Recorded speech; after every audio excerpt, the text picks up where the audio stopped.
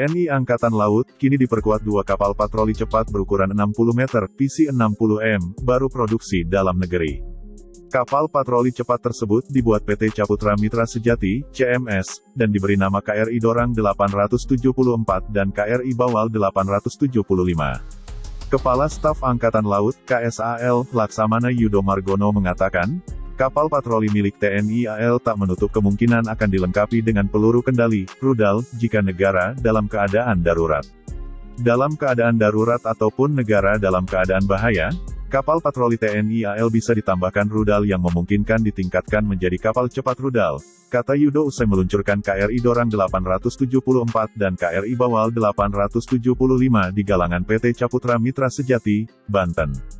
Senin, tanggal 21 Maret tahun 2022, seperti dikutip dari Kompas.com. Yudo menjelaskan, kapal PC-60M yang dibangun PT Caputra Mitra Sejati merupakan pengembangan kapal patroli pendahulu, yakni jenis PC-40. Yudo mengatakan bahwa pengembangan ini dilakukan agar dapat mendukung tugas-tugas TNI AL di masa situasi damai dalam penegakan hukum laut termasuk melaksanakan patroli keamanan hingga ke wilayah zona ekonomi eksklusif Indonesia. Nantinya KRI Dorang 874 akan memperkuat jajaran unsur patroli di bawah Satuan Kapal Patroli, Satrol. Pangkalan Utama TNI AL, Lantamal, IX Ambon. Sedangkan KRI Bawal 875 akan mengemban tugas jajaran unsur patroli di bawah Satrol Lantamal 14 Sorong. Sementara lebar 8,50 meter dan bobot 440 sampai dengan 520 ton. Kapal ini mampu melaju dengan kecepatan maksimal 24 knots. Sedangkan kecepatan jelajah dapat mencapai 17 knots dan kecepatan ekonomis 15 knots. Kapal ini diklaim memiliki ketahanan berlayar selama 6 hari serta dapat mengangkut 46 personel plus 9 personel cadangan. Sementara untuk persenjataannya, kapal perang ini akan dilengkapi dengan meriam utama, single barrel.